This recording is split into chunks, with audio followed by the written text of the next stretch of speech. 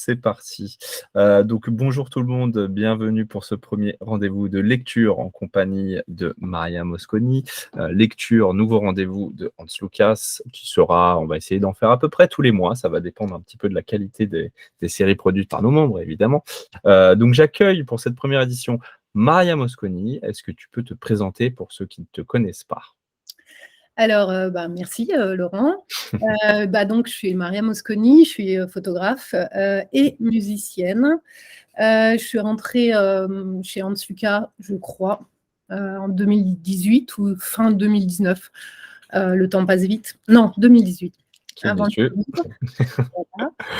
Voilà. Et puis, voilà, je fais beaucoup de photos de musiciens, d'artistes de musique classique particulièrement. À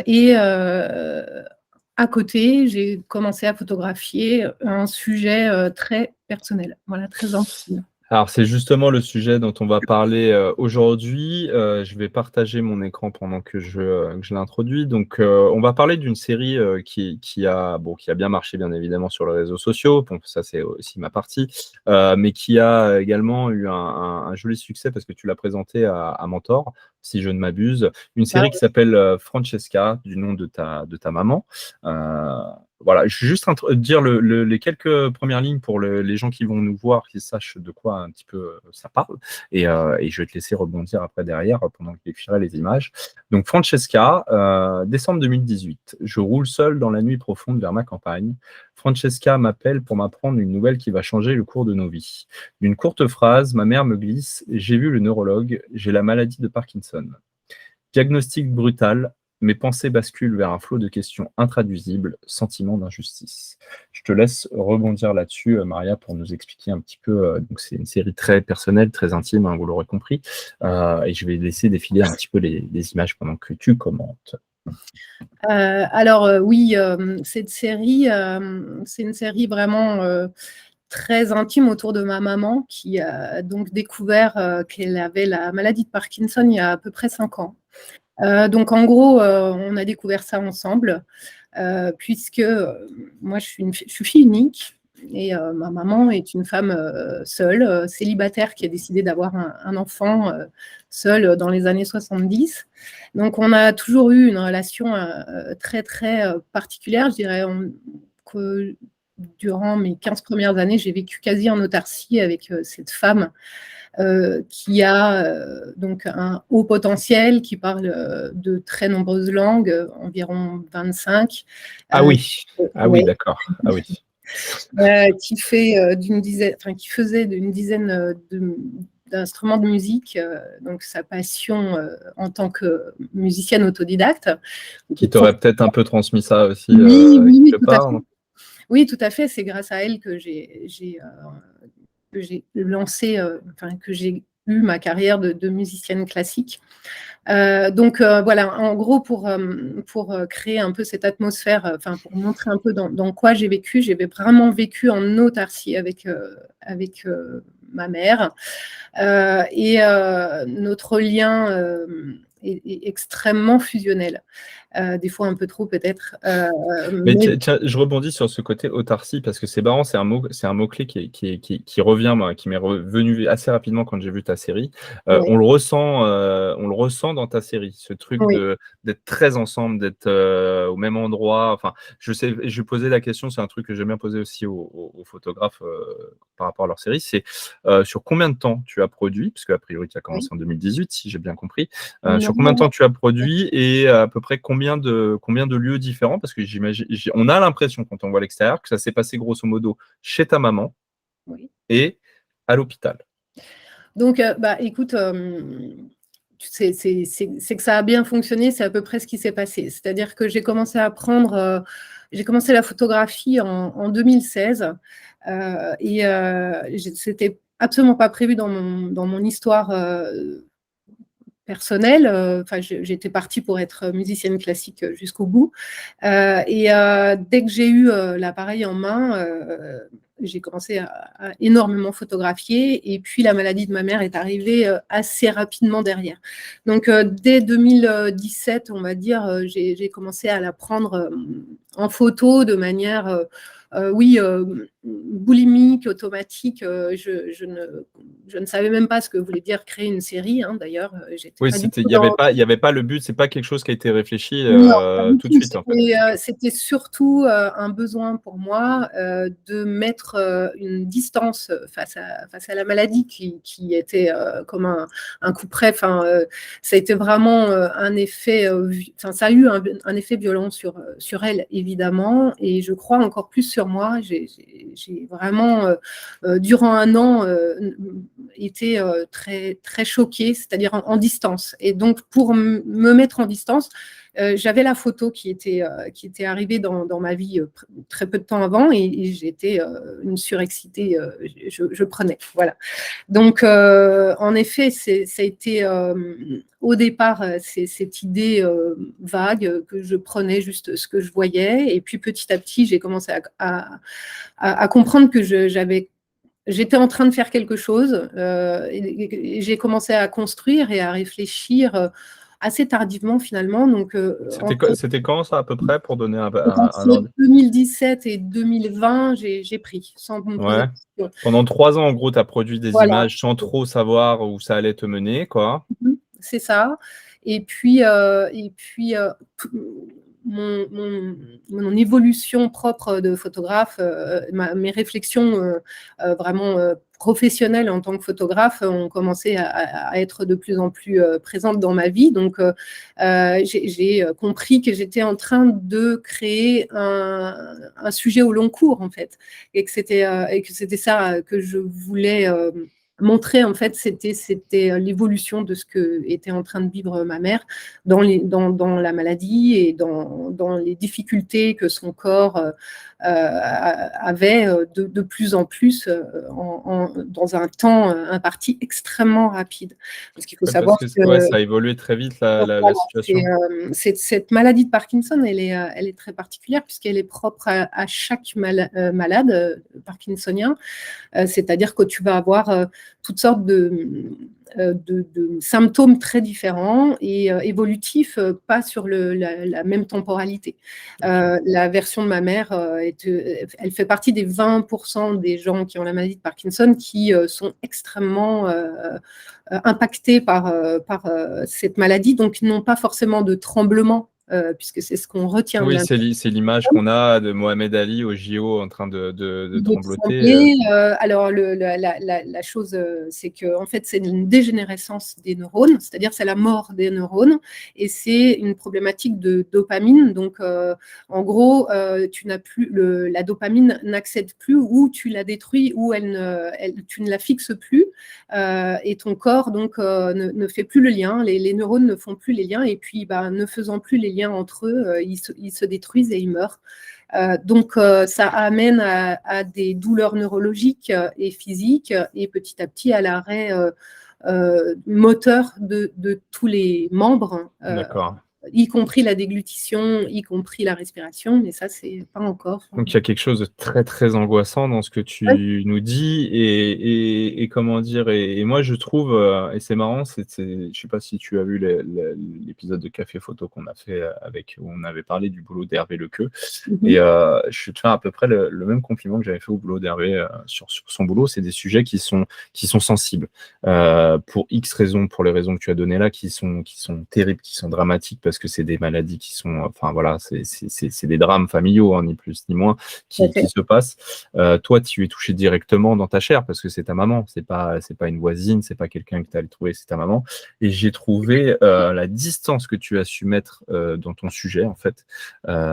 C'est-à-dire que si tu ne nous disais pas que c'était ta maman, on pourrait, enfin voilà, on pourrait ne pas le savoir, enfin voilà. Et j'ai trouvé que tu avais su trouver la bonne distance tout en gardant énormément d'affection pour ta maman, Bien sûr. ce qui transpire de ce boulot, et un vrai côté témoignage, en fait, parce que je pense que si un jour tu as des enfants ou autres, ça sera le genre de série photo que tu pourras être fier de leur montrer. En tout cas, moi, voilà comment j'ai reçu le truc. Je voulais te poser une question par rapport au choix du noir et blanc. Moi, je connais un petit peu ta production comme la production de la plupart des membres de Rince Lucas maintenant. C'est rare que tu fasses du noir et blanc, si je ne m'abuse. C'était quoi? Tu t'es dit, ça a été une évidence ou est-ce que enfin, c'est venu avec le temps, tu t'es pas dit tout de suite? Moi, je trouve que ça colle super bien parce que oui, ça rend le truc intemporel et il y a un truc vraiment. Tu dis tout dans tout ce que tu dis, en fait. Hein. C'est vraiment ça. C'est très rare que j'utilise le noir et blanc parce que j'estime que le noir et blanc est vraiment une écriture à part entière. Et d'ailleurs, ce n'est pas le reflet d'une réalité que l'on a perçue et qu'on peut renvoyer au travers d'une photo, mais plus un processus pour moi qui va mettre en avant ou en exergue ou comme tu le dis, qui va rendre intemporelle une situation. Donc c'est pour ça que j'ai eu envie, je pense, de faire ça. Et puis j'ai été très... alors au départ, je n'ai pas pensé en noir et blanc. C'est pour ça aussi que je te dis ça, parce que moi, je suis un peu comme toi, c'est-à-dire que je réfléchis mes photos en couleur et je fais majoritairement de la couleur. Et je trouve que c'est difficile, enfin, vous nous direz dans les commentaires, ceux qui nous regardent, ce que vous en pensez par rapport à ça. Quand on est un photographe, entre guillemets, assimilé couleur, il y a des gens qui font que du noir et blanc. Je pense à, je sais pas, Romain Laurando, par exemple, qui est chez nous, qui a eu le WordPress, par exemple, où on connaît le noir et blanc. Du coup, eux, c'est limite évident parce qu'ils font que ça. Mais quand tu fais de la couleur en majorité, te mettre au noir et blanc, en tout cas sur une série, je trouve ça hyper difficile. Oui, ça a été difficile, je t'avoue, parce que au départ, chez ma mère, on ne le perçoit pas là très clairement, mais c'est un univers extrêmement coloré, teinté d'une atmosphère slave. Alors, ma mère est italienne, mais mon père est polonais. Alors, il y a eu une attirance vers le côté slave et les couleurs vraiment chatoyantes, rouge, orange, jaune. Et donc, chez ma mère, il y a ça. Mais il y a aussi chez elle cette promiscuité que tu peux ressentir au travers de mes photos, elle est liée aussi au fait qu'il y a des pièces qui sont vraiment toutes petites et l'utilisation des lumières que ma mère mettait chez elle sont des lumières extrêmement ténues dans une pénombre. Donc, il y a quand même, malgré tout, un travail de contraste et de luminosité, enfin, en tout cas Ah, mais complètement. Et puis, ça marche. Enfin, voilà, si je prends par exemple cette photo-là, ça marche énormément le jeu des miroirs. Pour parler d'un point de vue technique, t'es quoi? T'es au 35 mm là? C'est une série. Oui, en moyenne, je suis au 35 avec quelques photos au 55. Pour des portraits peut-être Voilà, des portraits. Et puis surtout parce qu'il y a des endroits, j'ai aucun recul, les lieux sont vraiment exigus. Mais j'ai perçu que de toute façon, même quand je travaille en couleur, j'aime travailler cette lumière, en fait. Vaste. Donc, j'ai été bien aiguillée par mon cher et tendre Denis Meyer aussi, qui m'a... Si on fait un coucou, un bisou à Denis. Voilà, qui m'a vraiment aidé à faire le deuil de la couleur. C'est-à-dire que, voilà, on en a parlé, c'était aussi un échange et c'était très intéressant. Oui, ça n'a pas été facile pour toi, du coup, de renoncer à la couleur là-dessus. Pareil, cette photo-là est exceptionnelle, je trouve, dans tout ce qu'elle raconte de l'enfance, la vieillesse. Enfin, je sais pas, il y a un truc vraiment. Mais ma mère est très enfantine, hein, d'autant plus. C'est l'attitude, les regards. Ta mère a un charisme pas possible dans cette série. Pareil, il y a des choses aussi, tant qu'on est sur la technique. Hein. Tu t'es autorisé des photos pas forcément toujours nettes. Je parle de ça aussi parce que souvent, il y a des photographes qui me parlent, ils me disent, ma photo, elle est pas nette, etc. Et je leur dis, mais c'est pas grave, en fait. C'est pas parce qu'une photo, elle est pas nette qu'elle est pas bonne, en fait. Alors que et des fois même, bien au contraire. Il y a une poésie, une intimité, une possibilité aussi pour celui qui regarde. Celle-ci, par exemple, je pense même que net, elle serait peut-être moins belle, en vrai. Je pense même, et du coup, cette série-là, elle a fait un petit parcours. Est-ce que tu peux nous parler de Mentor? En fait, tu l'as présenté à Mentor, c'est ça? Alors oui, je l'ai présenté pour le festival, la session Mentor du festival Manifesto. J'ai eu le prix du public. Donc, je suis très contente parce que pour moi, le public, c'est les autres. C'est aussi pour ça qu'on fait de la photo. C'est pas que pour garder à l'intérieur de son ordi ou de son appareil photo. Et puis j'ai à cœur de partager ce témoignage sur une maladie qui est connue tout en étant assez méconnue. Donc voilà, le prix du public pour le mentor. Donc on verra le 8 décembre ce qui va se Croise les proposer. doigts. Croiser les doigts. J'avais été présélectionnée pour le World Press 2022 aussi dans la version long stories, donc en version documentaire. Mérité.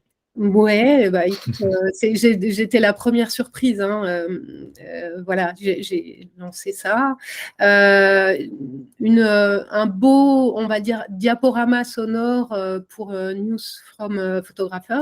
Oui, ça, tu me l'as fait passer. Par Serge Chalon, qui est très, très bien. On mettra le lien. Il va y avoir l'interview sur YouTube et je pense que dans la description, je mettrai le lien. Je vais récupérer. Tu m'avais envoyé par mail pour les gens qui veulent voir. Très intéressant son diaporama commenté, très bien réalisé. Oui. Et non, bah, c'est super. Petite question. Ce boulot, il est fini? Est-ce que tu continues? Comment tu le considères? Alors voilà, j'ai envoyé aussi d'autres photos parce qu'il y aura une belle, normalement un beau portfolio dans un journal taïwanais où il y aura plus de matière parce que j'ai évidemment beaucoup de matière. Alors j'ai décidé de faire une pause à l'entrée en EHPAD de ma maman il y a 6 mois parce que c'était épuisant aussi parce que je suis l'aidante de ma mère, donc c'est très compliqué. Oui, il y a ce rapport-là aussi dont on n'a pas parlé, c'est qu'au-delà de la photographier et de documenter, ça reste aussi ta maman et c'est toi qui t'en occupes. Entièrement, et c'est très fatigant. Là, j'ai repris. Évidemment, j'ai pensé que je n'avais fait aucune photo durant les 6 mois où elle est arrivée à l'EHPAD dans ma tête, parce que dans ma tête, maintenant, je construis les choses sur le long terme. Et puis, en fait, j'ai commencé à regarder un peu ce que j'ai fait, donc il se passe pas mal de choses. Ça sera peut-être l'objet de quelque chose de plus long encore. J'avais besoin de clôturer la partie maison. Penser en termes d'épisodes, c'est marrant parce que alors c'est pas du tout les mêmes sujets, mais ça fait vraiment penser au phénomène de Hervé Lequeux et son travail dont on a parlé dans le dernier qui a fait photo. Pareil, il a fait 3 chapitres, je crois. Oui, c'est ça. Et tu pourrais très bien fonctionner comme ça. En tout cas, pour parler de chiffres, je crois que là, on a un editing d'une 30aine de photos à peu près, qui passe très très bien. C'est-à-dire que pour moi, il y a toutes les photos en leur place. Même les choix plus illustratifs de contexte, comme ces images-là, j'ai trouvé ça très, très intéressant, très élégant, en tout cas, ta manière d'avoir construit ce sujet. Moi, je sais que j'ai beaucoup aimé, c'est pour ça que j'ai sélectionné, que je l'ai posté, mais je trouvais quelque chose de très élégant, très intime, beaucoup d'affection. Enfin voilà, c'est clairement un sujet qu'on espère revoir. Toi, est-ce que tu penses lui donner une autre forme, peut-être un livre ou autre chose? Oui, il y a des formes qui sont en gestation pour l'instant dans une édition. Il faut savoir que ma mère, en plus de ses 25 langues, de sa musique, elle est peintre et dessinatrice. Elle a fait des choses assez extraordinaires et colorées à l'extrême. Tiens, d'ailleurs.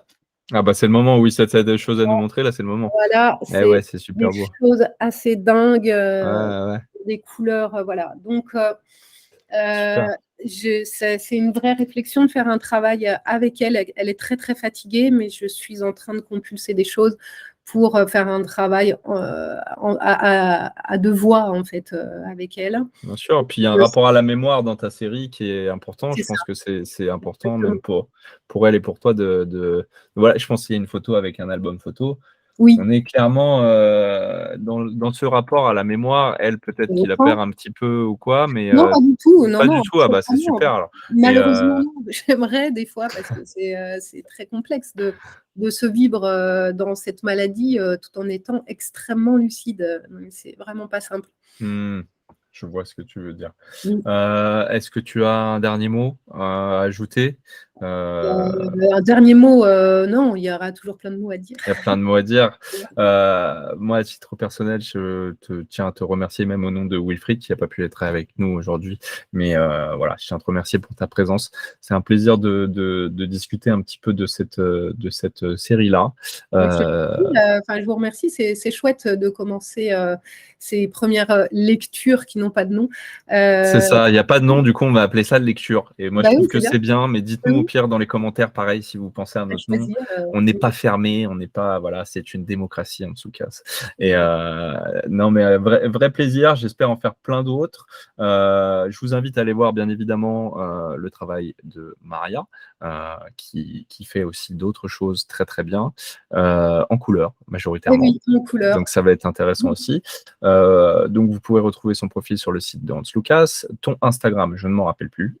C'est Instagram Maria Mosconi. Maria Mosconi, tout simple, tout attaché. On adore, c'est pareil, tout est simple. Voilà, il faut voilà. Et ben, c'est parfait. Je te remercie. C'est moi qui te remercie et à très vite. À bientôt. À bientôt. On va bien finir par se revoir. Je vous embrasse tous et puis on se dit à très très vite pour la suite des aventures de Hans Lucas.